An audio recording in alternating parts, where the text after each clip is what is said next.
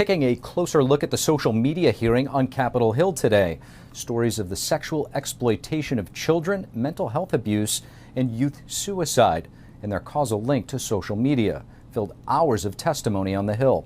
The families of victims packed the Senate Judiciary Committee, where there was unanimous bipartisan support for repealing Section 230 protections for the social media companies.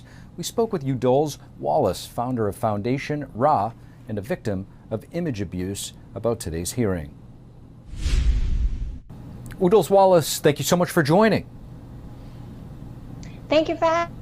Of course, ULDOUZ, today the Senate Judiciary Committee held a hearing on big tech in the online child exploitation crisis.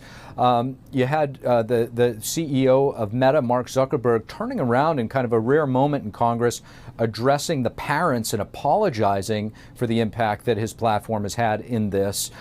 There's bipartisan support of 5 bills that would hold the social media companies accountable for this sexual exploitation. What was your takeaway from today's hearing?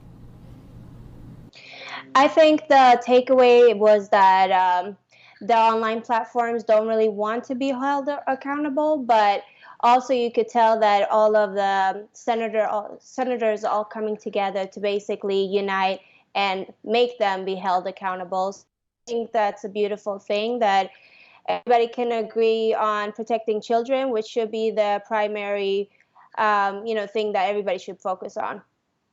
In his opening statement, Zuckerberg said there was no causal links between his platform and mental health. He was later challenged on that by Senator Josh Hawley of Missouri. Zuckerberg's response to many of the committee's questions, saying he doesn't agree with that characterization. You founded RA to protect and prevent victims of imagery and video-based sexual abuse. As a survivor of image abuse yourself, what do you think of his blanket denials? I think it's pretty ridiculous, because even their internal investigations show that there is a bunch of mental health issues, and their platforms are, not really good in protecting children, women, and, just in general, just the mental health overall. So I think he knows, and their internal, business and all that, they all know what they're doing. It's just unfortunate that they're blatantly lying to everybody's faces like that. So what needs to be done is that there needs to be legislation, and that way we know for sure that they are being held accountable. Senator Hawley, again, grilling Zuckerberg. We have some sound of that. I want to play that and get your response on the other side. It's not appropriate. Decisions. Do you know who's sitting behind you? You've got families from across the nation whose children are either severely harmed or gone, and you don't think it's appropriate to talk about steps that you took? The fact that you didn't fire a single person? Let me ask you this. Have you compensated any of the victims? Sorry? Have you compensated any of the victims? These girls, have you compensated them? I don't believe so. Why not? Don't you think they deserve some compensation for what your platform has done?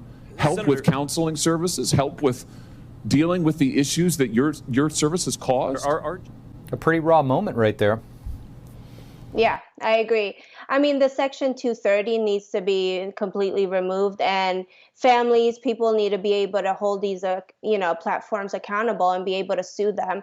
So now more than ever, more and more parents are coming together. They lost their children, they have mental health issues, or, other issues. So they're actually suing Meta, and I believe that that's something that needs to be happening. He needs to compensate the families to basically do what's right. That's just bottom line. ULDOUZ WALLACE, really appreciate you joining us. Thank you. Thank you.